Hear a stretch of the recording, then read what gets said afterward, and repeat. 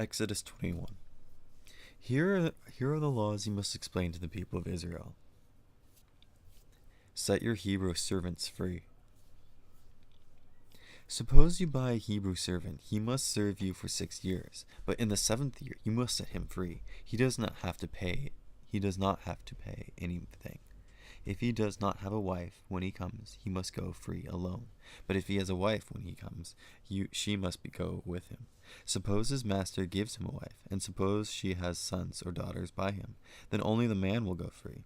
The woman and her children will belong to her master.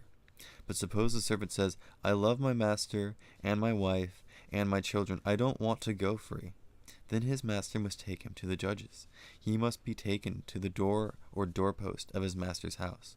His master must poke a hole through his earlobe into the doorpost.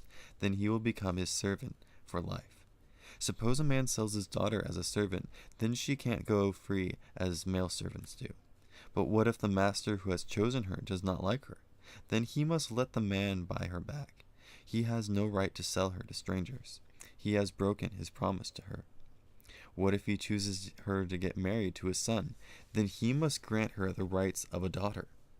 What if he marries another woman? He must still give the first one of her food and clothes and make love to her. If he does not provide her with those 3 things, she can go free. She does not have to pay anything. Laws about harming others. You can be sure that if anyone hits and kills someone else, he will be put to death. Suppose he did not do it on purpose. Suppose I let it happen. Then he can escape to a place I will choose. But suppose he kills someone on purpose, then take him away from my altar and put him to death. If anyone attacks his father or mother, he will be put to death. If anyone kidnaps and sells another person, he will be put to death. If he still has the person with him when he is caught, he will be put to death.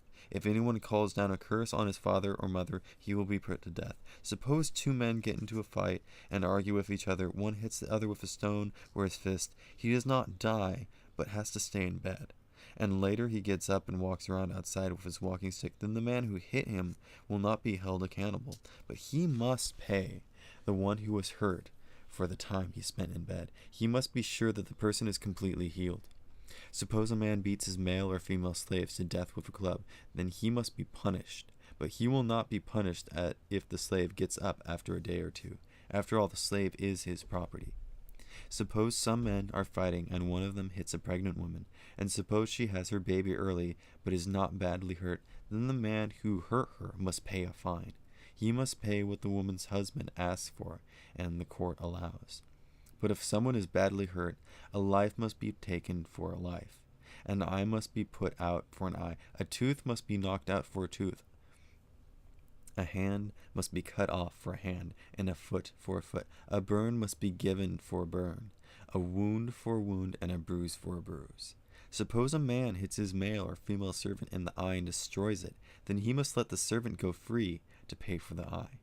Suppose he knocks out the tooth of a male or female servant, then he must let the servant go free to pay for the tooth. Suppose a bull kills a man or woman with its horns, then you must kill the bull by throwing stones at it. Its meat must not be eaten. The owner of the bull will not be held accountable.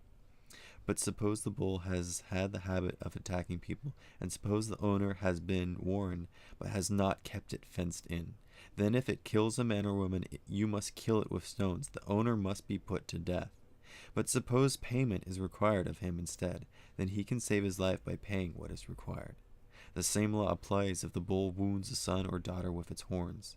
Suppose the bull wounds a male or female slave, then the owner must pay the slave's master 12 ounces of silver. You must kill the bull with stones. Suppose a man uncovers a pit or digs one and does not cover it, and suppose an ox or donkey falls into it, then the owner of the pit must pay the animal's owner for the loss. The dead animal will belong to the owner of the pit. Suppose a man's bull wounds a neighbor's bull and it dies, then they must sell the live one, and they must share the money and the dead animal equally. But suppose people knew that the bull had the habit of attacking, and suppose the owner did not keep it fenced in, then he must give another animal to pay for the dead animal. The dead animal will belong to him.